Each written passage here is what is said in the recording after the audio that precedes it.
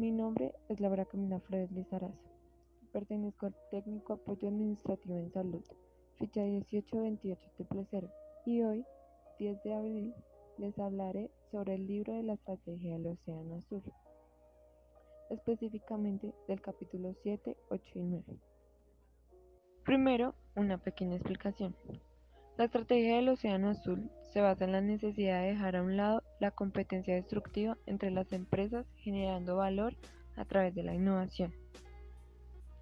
Se hace la creación de dos tipos de empresas: los océanos rojos y los océanos azules. Los océanos rojos representan todas las industrias que existen en la actualidad, mientras que los océanos azules simbolizan las ideas de negocio no explotadas en la actualidad. A partir de esta necesidad se crea una estrategia y un mecanismo para llegar a la creación del océano azul. Principalmente se empieza por vencer las barreras organizacionales que se presentan en el desafío de pasar la convergencia a la divergencia de curva de valor a un menor costo. La curva de valor es aquel resultado generado por la herramienta de análisis del cuadro estratégico. Son 4 barreras. La primera es de percepción. Esta es acerca de generar una conciencia en los empleados y en la empresa de la necesidad de un cambio estratégico. La segunda es la barrera de los recursos limitados. Entre más grande es el cambio estratégico, más considerables deben ser los recursos para ejecutarlo. La tercera barrera se relaciona con la motivación. Se trata de motivar al personal, de generar un cambio estratégico y proceder con la rapidez a este. La cuarta y última barrera que mencionaremos será la política, las fuerzas políticas que se pueden generar a partir de una defensa a un cambio. Bueno, ahora nos vamos a dirigir a cómo derrumbar o vencer estas barreras. Empezaremos por la de percepción. En esta podemos usar lo que se llama la alcantarilla eléctrica. Generalmente, los empresarios crean una hipótesis de la realidad, pero al enfrentarse a ella se enfrentan a una mediocridad. Esto estremece, pero sin embargo incita al cambio. En eso se basa, en que los empleados tengan una experiencia directa y vivan en carne propia los peores problemas operativos. Pero sin embargo, al hacer un cambio estratégico, no se puede concentrar exactamente solo en los empleados, sino también en los clientes. Principalmente nos enfocaremos en los clientes descontentos. Esto se basa en conocer e ir personalmente a los clientes insatisfechos con el servicio y así saber qué es lo que estamos fallando. Para vencer estas 4 barreras organizacionales necesitamos de un liderazgo para inclinar la balanza en acción. Se basa en la noción de que los cambios fundamentales pueden ocurrir rápidamente en cualquier organización, siempre y cuando se genere un movimiento en masa a favor de una idea o un cambio. Se apoya en la realidad corporativa de que en todas las organizaciones hay personas, actos y actividades que ejercen influencia desproporcionada sobre el desempeño.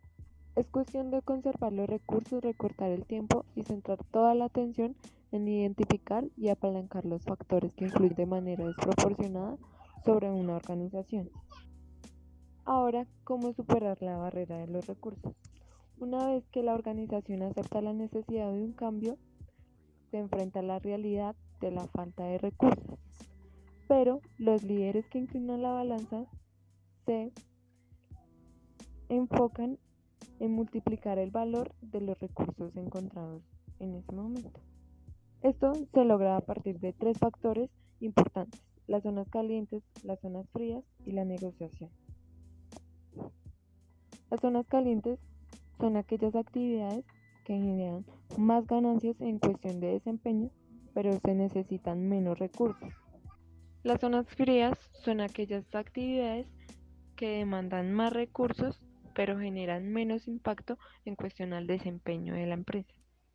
La negociación se basa en aquel intercambio de recursos sobrantes. ¿Cómo vencer la barrera de la motivación? Es aquel fin de inclinar la balanza y crear una alerta a los empleados sobre la necesidad de un cambio estratégico e identificar la manera de hacerlo, con recursos limitados. Para ello, es fundamental identificar las personas clave, porque a partir de ellas se puede llegar a otras personas. Son aquellas personas líderes por naturaleza, que inconscientemente generan influencia frente a otras personas. También es importante atomizar para hacer que la organización cambie por sí misma. Se refiere a la forma como se presenta el desafío estratégico y es una de las labores más útiles y delicadas para inclinar la balanza. Además de ello, se trata de motivar indiscriminadamente a las masas o enfocar sus esfuerzos en sus personas claves o principales generadores de influencia. Y por último, ¿cómo vencer la barrera política? Entre más profundo es el cambio, más es el ataque que se recibe. Esta se basa en dos principios fundamentales: apalancar los ángeles, silenciar los demonios y conquistar los consejeros. ¿Cuáles son los ángeles? Son los más beneficiados del cambio estratégico. Los demonios son aquellos que más tienen que perder y los consejeros aquella gente que es más informada sobre el tema. ¿Qué significa apalancar los ángeles? Se trata de fijarse en el personal que puede respaldar espontáneamente el cambio estratégico. Silenciar los demonios se basa en una coalición amplia con sus ángeles antes de dar batalla. De esta manera, sofocará la guerra antes de que tenga la oportunidad de comenzar o de adquirir fuerza. Conquistar consejeros se trata de aliarse con las personas que tienen más conocimiento en el ámbito del mercado y en el ámbito empresarial que nos vamos a enfocar. Hablamos de participación cuando se involucra al personal en las decisiones, escuchando directamente su opinión y generando unas mejores ideas, dando lugar a una estrategia fundamentada y un mayor compromiso de las personas involucradas. La explicación es que las mismas personas involucradas deben darse por enterado de la razón de la toma de decisiones y estrategias.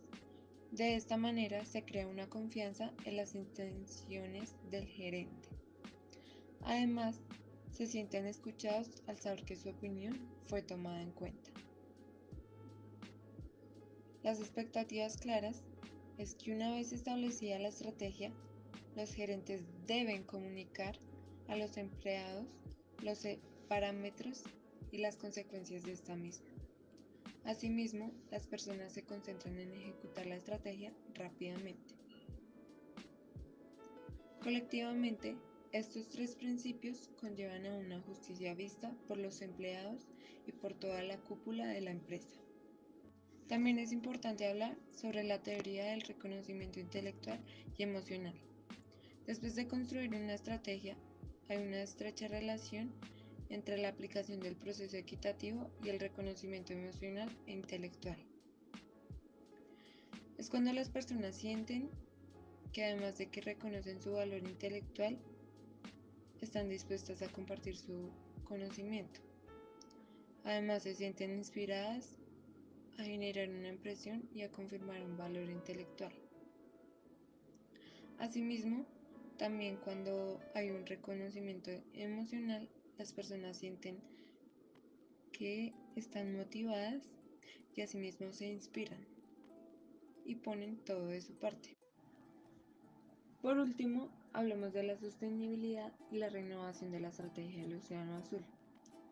No es un proceso estático, sino de lo contrario, es un proceso dinámico, que a partir del tiempo nos va generando unos cambios.